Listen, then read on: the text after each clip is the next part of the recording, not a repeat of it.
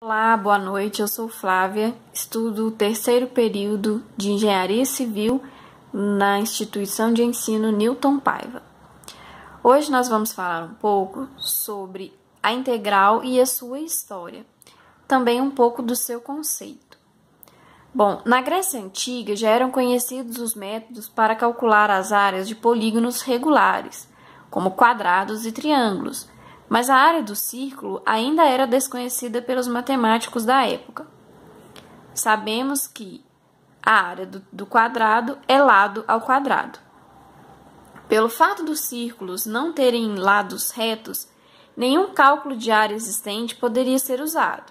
Enfim, criaram um método de exaustão, que consistia em inserir dentro do círculo a ser estudado polígonos retos, de forma com que sobrassem pequenos espaços e assim o cálculo da área fosse muito aproximado ao real. O problema de movimento era muito especulado desde a época de Galileu. O fato de não saber como calcular onde eu estaria a uma dada velocidade em um determinado instante de tempo era um problema que os estudiosos tinham naquela época. Bom, descobriram, então, que ao derivarmos a função da distância, encontramos a velocidade e vice-versa. Daí, concluir que a integral era inversa da derivada aconteceu naturalmente. Newton, apesar de outros matemáticos terem descoberto antes dele, foi Newton quem deu continuação ao estudo, formulou o teorema e publicou em seu livro. Newton representava as integrais com um acento acima da letra. As derivadas eram representadas por i e as integrais, por sua vez, então, por y com um acentinho.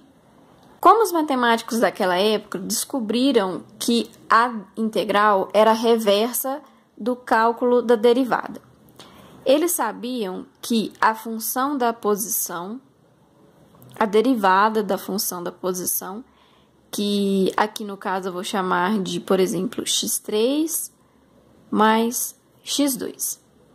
A derivada da minha função de espaço, eu encontrava a minha função velocidade. Derivando essa função, eu tenho que 3x2 mais 2x é a minha função velocidade.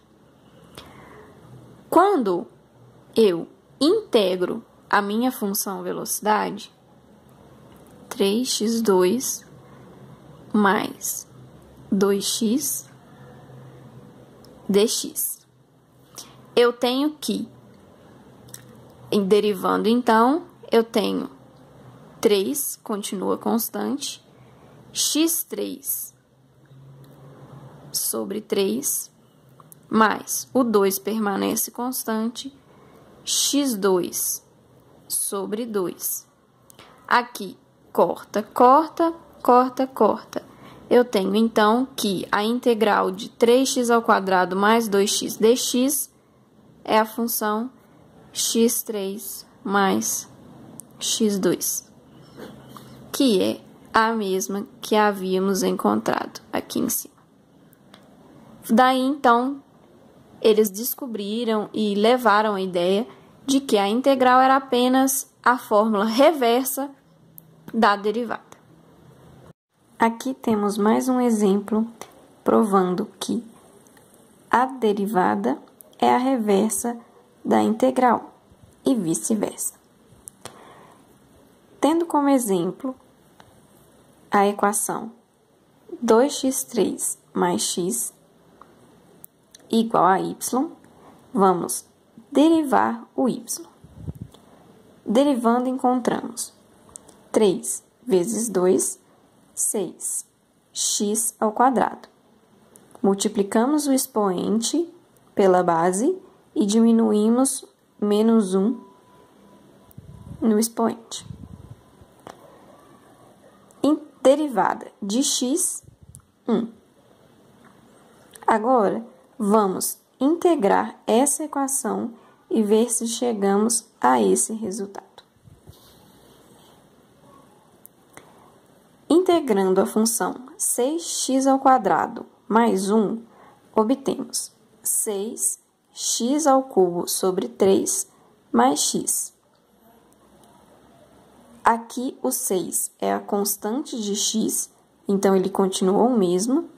E aqui, diferentemente da derivada, somamos mais 1. x² mais 1, x².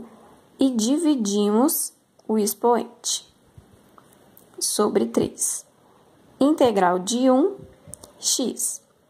Simplificando a fração 6 e 3, obtemos 2. 2 vezes 3² mais x, o que nos leva a essa equação que tínhamos no começo.